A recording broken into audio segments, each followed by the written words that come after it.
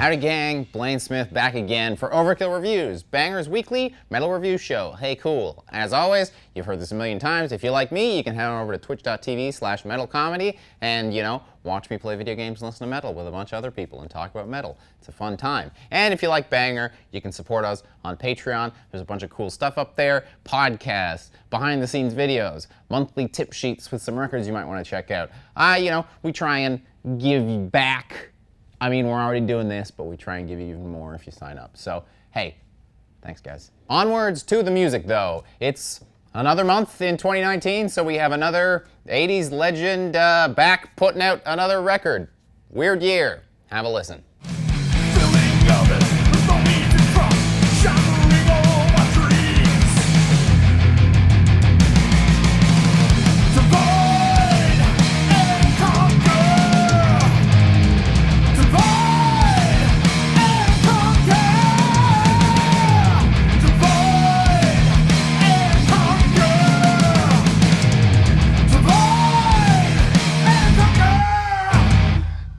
Sacred Reich is releasing Awakening. They released it. It's already out on Metal Blade Records.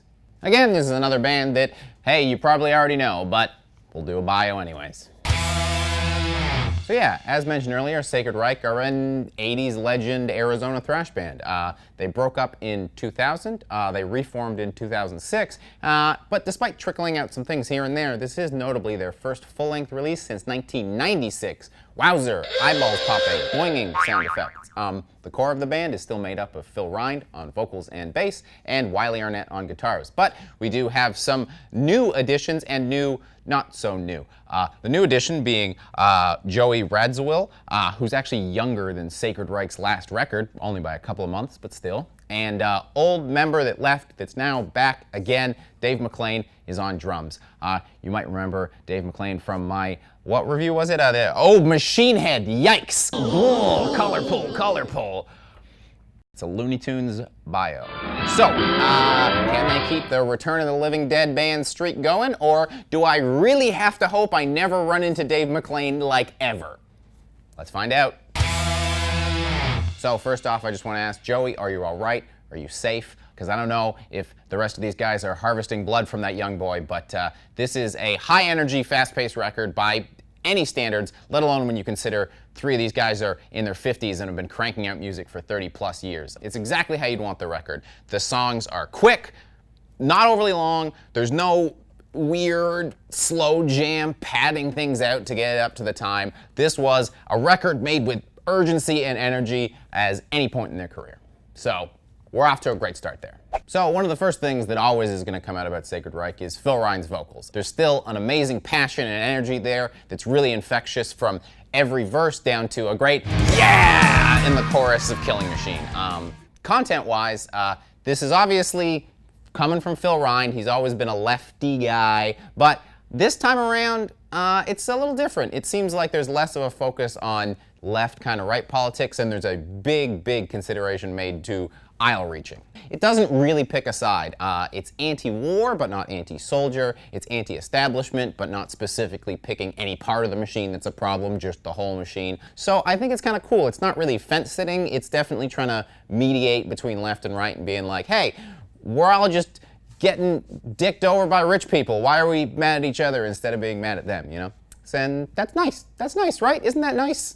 All that positivity could get a little overbearing, but luckily it's tempered by heavier music. It's a good blend. You take a look at the lyrics to Salvation, it might come across a little silly if you were just reading a lyric sheet, but you toss in a classic Arnett 30-second solo in there, and suddenly that message is a little easier to swallow and might be something you take in and, apply to your life. And Arnett and Joey work together beautifully. Arnett has, of course, the honed, precision, specific style. He's been playing music forever. He's doing what he's doing. And Joey kind of can then fill in the little gaps that arise here and there from them presenting a more varied record this time around than you might expect from Sacred Reich. What kind of variety are we talking about? Well, there's a song on here called Death Valley that's a groove track that features cowbell. Yeah, like cowbell. That kind of cowbell. And it's good. Which, of course, cowbell brings me to the drums. Hey Dave, Sorry about that Machine Head review. Ooh. Nice to talk under better circumstances, though, because you really knocked it out the park here. Oh, boy. From the assault that opens the record on Awakening to the kind of more rhythmic end of the record with Something to Believe, it's a really great drum performance that kind of makes me want to have a drum cam, because in addition to technical proficiency, there's a lot of passion coming through there. It's kind of, to put it some way, it's the difference between someone hitting the drums like this and someone hitting the drums like this. You know what I mean? There's a sound that comes from that being put in, and you kind of want to see that happening because, you know, it's fun. It gets in you. It's uplifting. But just because this record's got me all feeling positive and uplifty doesn't mean I can't get some negativity in there. Yin and yang, baby. I do feel the record is missing that hit, you know? That kind of one song where when I'm trying to convince someone to listen to this record, I would put that one song on and go, hey, this is the track you gotta listen to, and then they're gonna listen to that track and go, oh yeah, I gotta grab this record. That's in part because just all the tracks are strong, so there's no complaint there. It's just, there's missing just that one kind of real, you know, 5 out of 5 kind of spike in the air. And also, it kind of goes in with the fact that I feel like I could use one more song on the record, because the record's 31 minutes and all the songs are again good, but, you know, it's that thing where 31 minutes kind of leaves me going like, I want another song, guys. That was really grooving, and now it's over. Now, the flip side of that is, you know, 100%, I'd be sitting here, if this record was 35 minutes and one of the songs sucked, I'd be like, what the hell were you guys thinking? You had a perfect 31-minute record, and you had to go toss that extra song on there. How could you be so stupid? So, you know, again, tempered, minor complaints, you know, not a perfect record, but very, very enjoyable record. The only other thing is, now, it doesn't really affect me, but I do feel I should, you know, tell you, I'm a positive guy. I like looking on the bright side, hoping for the best. And, you know, that's what Phil Ryan ultimately is doing here. For me, that's great. Makes me real happy. If you're a negative Nancy, it might come off a little hokey to you. But this is a guy who legitimately believes and tries to practice everything he says. So, again, minor quibbles. Nothing really wrong with this record. It's a fun record. It's a good record. I'm really happy. You should be happy too. Happiness.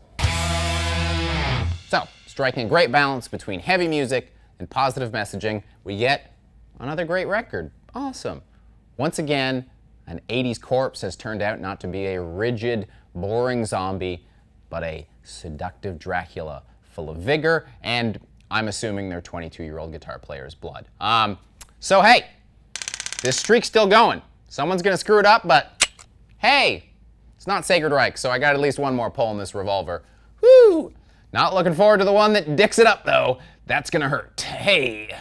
And that's why I'm giving this record 4 out of 5. Peace and skulls, man. And thus brings us to, hey, more positivity, because we're gonna shout out some records that you should also buy. Yay, positive, woo. So, 2 shout outs this week. The first one, Cemican released, oh god, in Ohtli, Teoyohtica in Miquiztli on M Theory Audio. I'm really sorry. It's a Mexican band that plays really cool heavy music mixed in with traditional Mexican instruments and stuff. It's a very unique, very cool record. I hope you'll check it out. I hope you can find it based on how terribly I tried to say that. I would have liked to review it, but the thought of having to say that over and over again in a review likely would have hurt everyone far too much. And hey, speaking of cool bands that were around and then broke up and then are back and then are good, Sorcery, Swedish death metal act that really loves riffs and cranks out some great ones, put out Necessary Excess of Violence on Extreme Music. So hey, 2 more records for you to check out. You're welcome. And as always, thanks for coming out. We really appreciate it. Like, subscribe, blah, blah, blah. Patreon. Hey, if you want to hear a bit from Phil Ryan, coming up soon, secret tip-off. The podcast will continue going with new episodes in a little bit. And one of them is, hey, Phil Ryan from Sacred Reich. So cool. You want to hear that? Head on over, sign up for the Patreon. And, you know, just a big thanks for the support. Bye, guys.